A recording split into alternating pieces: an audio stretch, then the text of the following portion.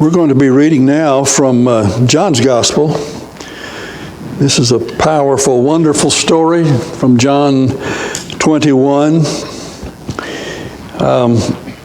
As I've indicated, we're going to be thinking about resurrection for a few weeks and about how Christ works in our lives and the power of the resurrection that sustains us, empowers us for living. But this beautiful story, we're going to read part of it this morning. The whole chapter actually is about Simon Peter's being renewed in the Lord.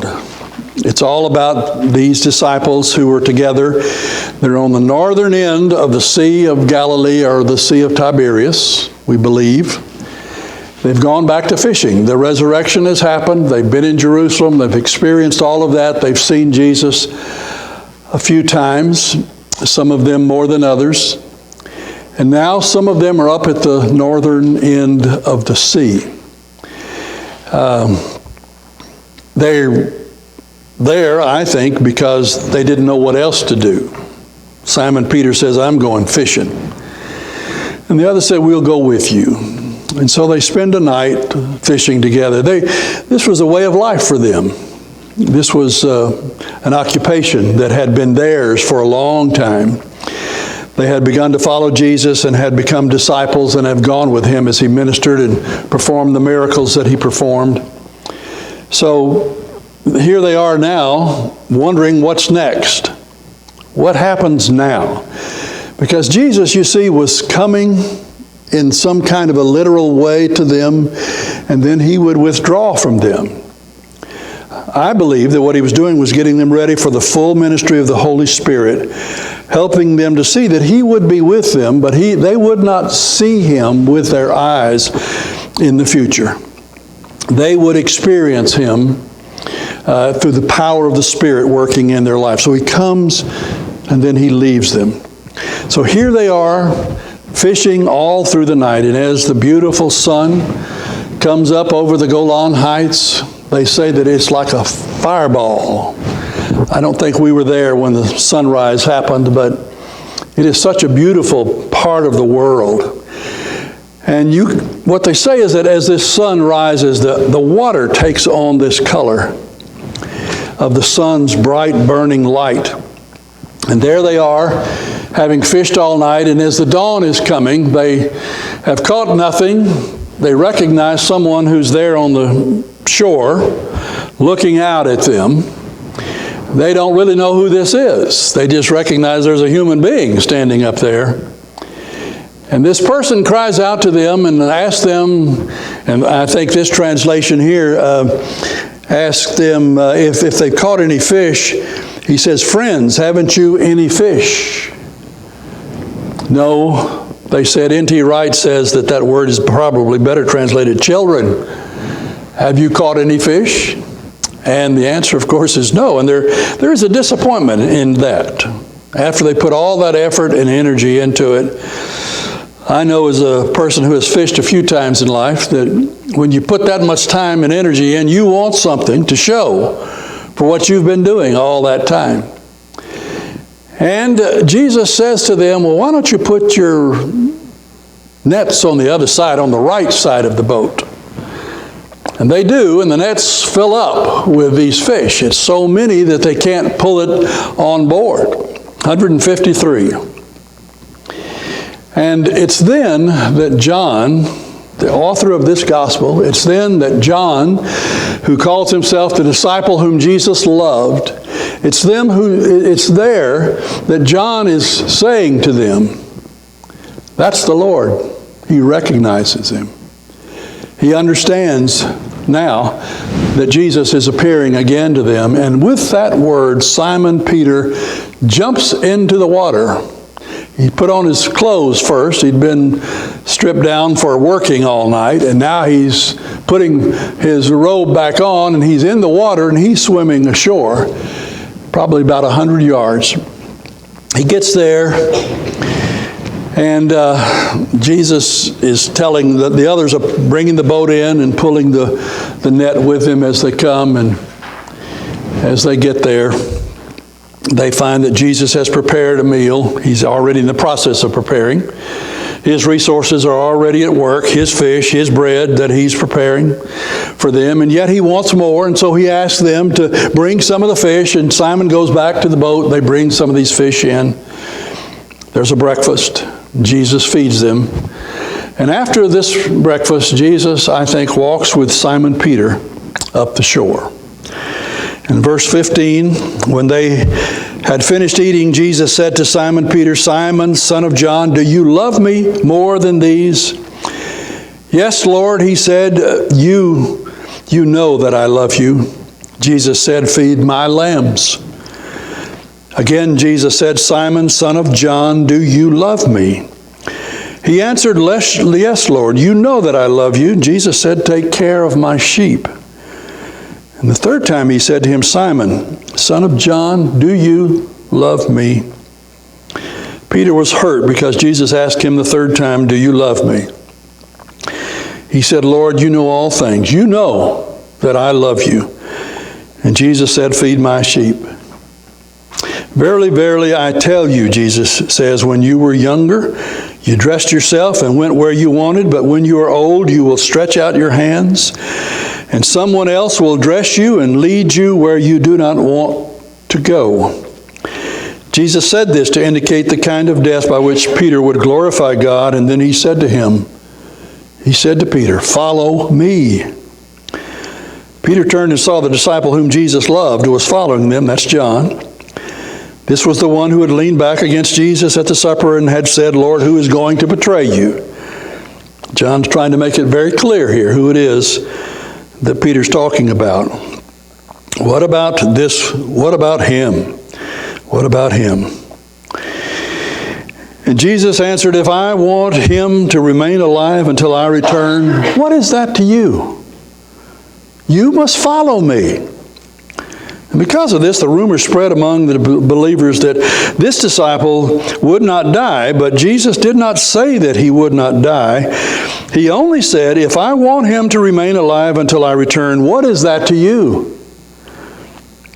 And this is the disciple who testifies to these things, John.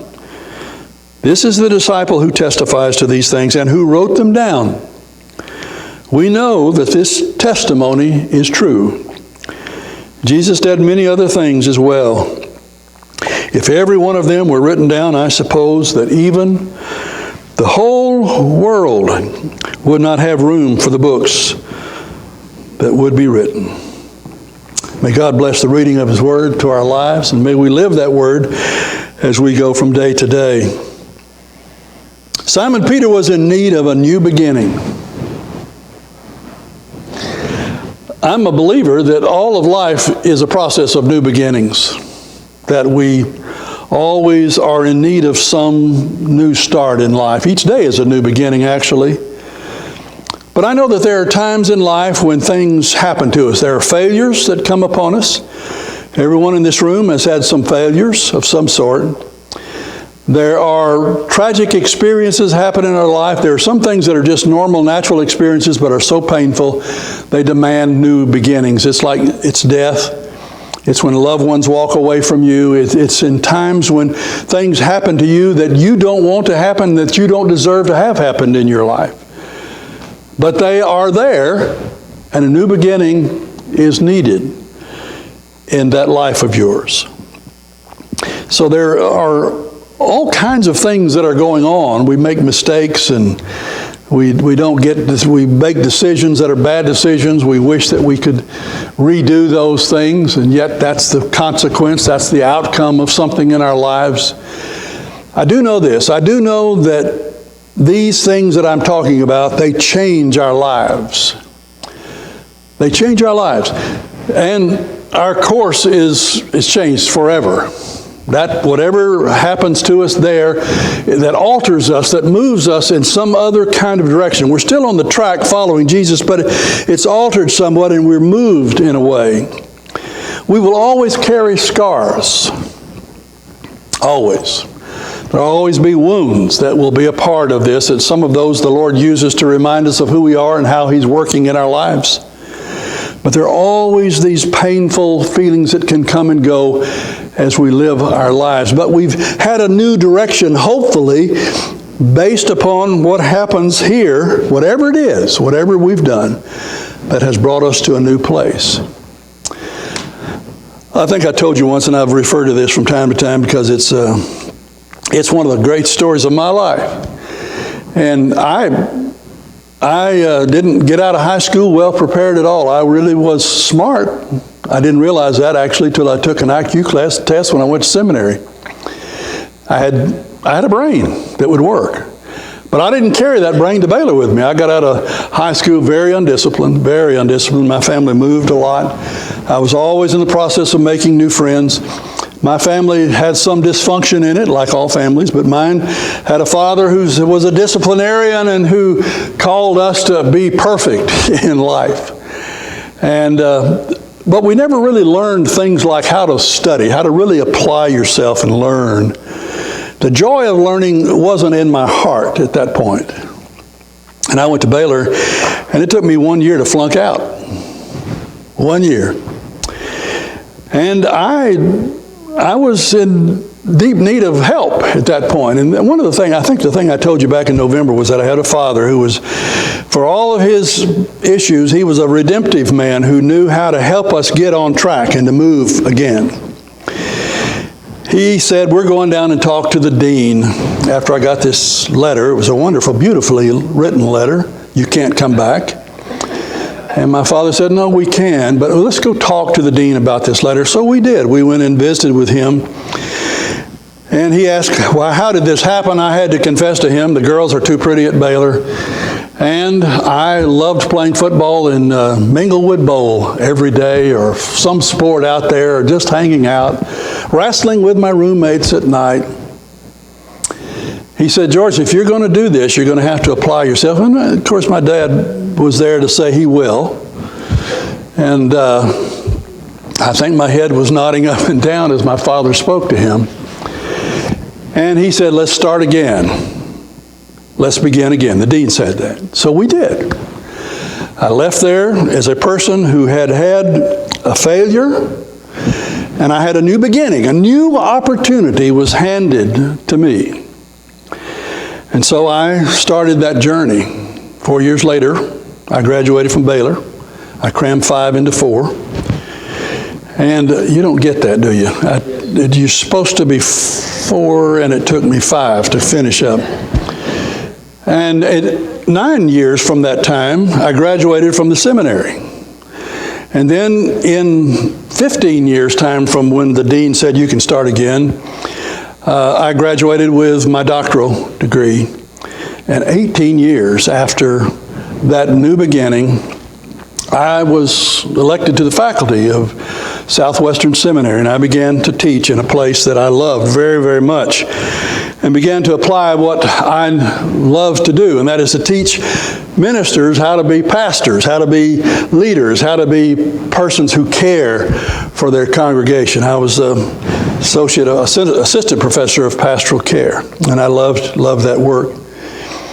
So that new beginning, you'll understand why I believe in new beginnings. You'll understand why I have in my heart this thing that God is always helping us. He's always wanting us to get up and get moving again in our individual lives and in our corporate lives.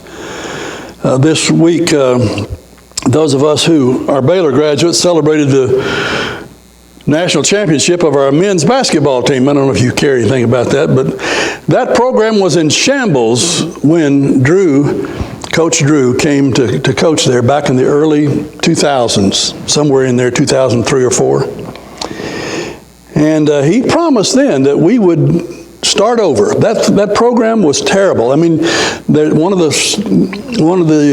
players had committed murder. They had done things that were not allowed, and so they basically shut down Baylor's basketball program with some limits. However, they could play some ball, and this coach came from Valparaiso. Is that the school I'm thinking about here? Valpo that's a dog food, I know, but Valparaiso it is, isn't it? No? Thank you. Y'all get it up here, and I appreciate it very, very much, what you all can hear. So, I mean, what happened this week was a result of a new beginning that happened with a man who said, we're going to do this. We're going in this direction. And he took his team, his school. They had other problems that came up along the way, but it is the power of new beginnings, the energy that comes in life's new beginnings. And if you are a Christian, if you belong to the Lord, He wants you to have these new beginnings.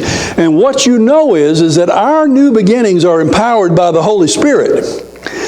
We are people who come to trust Jesus Christ as Lord and Savior, the one who died on the cross for us, who was buried, who rose from a grave. And in the power of His living presence in our lives, we can get past these painful, difficult, life-altering moments in our lives, and we can go on to live what I would call a championship life. A life that makes a difference in the world, a life that is a winner. By the way, this coach, I want to tell you, he went with playing. He says, all right, we're going to play with joy. You know what he meant by that? His players, he had them all commit to playing with joy. Jesus, others, and yourself. That's who they played for, and that's how they did it, in that order. Jesus, others, and yourself. There was this renewed sense of the Lord's presence in the life of this program and the lives of all of God's people. That is the presence that He brings to us. I don't know if you're in need of a new beginning today, but if you're not, you will be.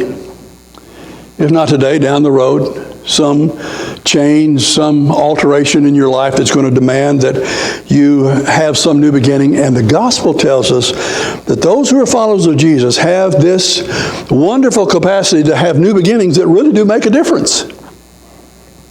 Really do make a difference. Not all new beginnings make the difference, but the right ones, the right way in which you do this, makes a difference. And what I love here is I believe this is what was happening here. What we know about Simon Peter is that he was quite a leader. He was strong. You read the book of Acts, and here is a man who stands, and he stands against those authorities and tells them, no, I'm going to preach the gospel. You can tell me not to, but I must do this. He was such a natural-born leader. He's one of the people I hope someday I get to meet and be up face-to-face with and get to talk. I don't know what eternity is going to be like up there, but I hope that that's one of the people I'm going to want to be around some and understand what this is in his life. Strong, strong leader. He preached on the day of Pentecost, and thousands of people came to trust the Lord that day. He just had this inner energy and this life. But what we sometimes forget is that he had the greatest failure. The greatest failure. He denied the Lord. John 13, in that chapter, he says to Jesus, I'll never betray you. I'll never desert you, Lord. I'm with you all the way to the finish line. In John 18, by the way, Jesus in John 13 says, you're going to deny me. You wait and see. And by John 18, that's what happens. 3 times Simon Peter denies him in this garden area where there is a fire that is burning, a coal fire that is burning. Can you smell that? Because there's another one here by the sea. Another fire is burning. He's there in that place, in that confined place. And when he denies Jesus the 3rd time, Jesus looks at him straight in the eye. And Luke tells us that John went out of that place and wept bitterly. Wept bitterly. He was a failure. But he has this new beginning. And I would say today that new beginnings really should be born out of a sense of God's eternal presence with us. And what we are looking for here, I think, in our lives is the reality that God is with us as we travel this journey. Jesus was trying to get them to this place where they understood this. And so he's appearing to them and talking with them about what he's doing in their lives. Suddenly he's there. And by the way, in John 20, several times there's this sense of Jesus is not there, and then he is there. He appears. And what I think is happening here is that here are people who leave Jerusalem, they go to the north, And it's been some time since resurrection, and perhaps some time since they saw him. And then he appears to them again. And what he always brings with him is what's described in John 20 is peace. He brings his peace. He breathes upon them. Always the Spirit of God is breathed into our lives in the recognition of Jesus among us. I know that there are times in life when we don't recognize the real presence of God in our lives. I think there are days when you're going through things and you can't feel or sense or know. But what we're wanting to realize is that he is there. He is here. And there on the north side of the Sea of Galilee, he appears, maybe in a place where they're thinking it's over and we've gone now back to fishing, back to doing what we know to do. But there he is. And there's something that happens in that reality that begins to change them. I do believe, friends, that there are, for all of us, times in our lives when we are standing in need of having Jesus reveal himself to us in this way. I don't know if you sense the real presence of Jesus as you travel from day to day. Not every day do I have the conscious awareness. I was listening to one of the songs we say about think of him all the day long. I don't think of him all the day long. But when I let myself, I can feel and know his presence is with me. When I let myself be open to this, the thought that whatever I'm into, whatever's going on in my life, Jesus is there. He's with me. And so he appears to them in that place. When our son had his surgery, the first surgery he had on his brain, getting a cyst, arachnoid cyst removed from his brain, I spent the night at the hospital with him the first night that he finished that surgery. And when he was in the emergency room, and because I knew some people at Memorial Hermann, and he worked there, they let me come in and be with him by his bed for a long time that night. And when he had to get up at one point in time, he got up and leaned against me. And I reached around and grabbed him, and he had this bandage all over his head, and his head was on my shoulder. And I'll never forget what that was like that night. He said, "Dad, this puts things in real perspective, doesn't it?" And I said, "Yes, it does." But friends, as I stood there and held my son in my arms, and he was then in his 30s somewhere, I sensed that there were other arms that were around us. I really felt a presence, a reality that was there in that room. That is that eternal reality of a God who is all power, all love, who can fill up the nets of my boat when I can't, and who can provide some of the breakfast for me when he's asking me to give some of it, but he's there ready to go. I think we're foolish when we think that he can't do any work unless we are available to him to do it. That's not right. Jesus is doing his work in this world. And he wants us to join him, but we're going to be surprised to learn our efforts are meager in terms of what he's doing. But he is doing this for us, and that's what I wanted you to hear this morning.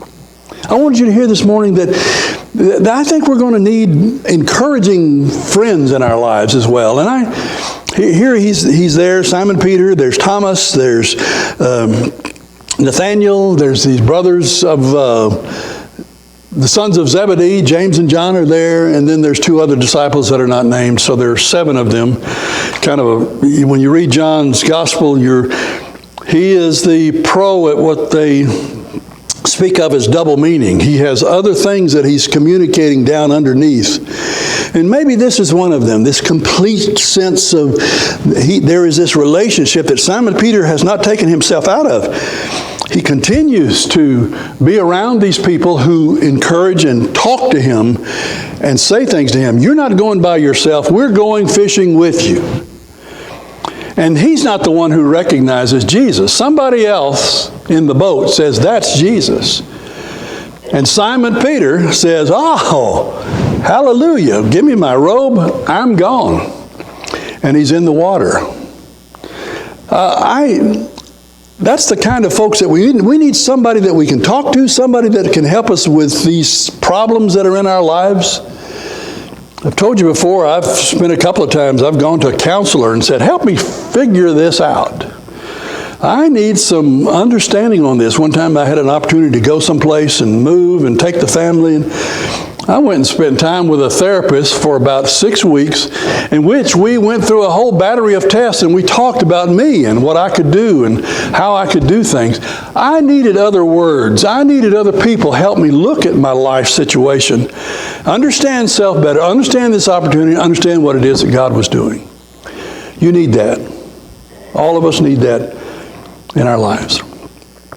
I think what you also learn here is that when you are in need of a new beginning in your life, that Jesus is always with us.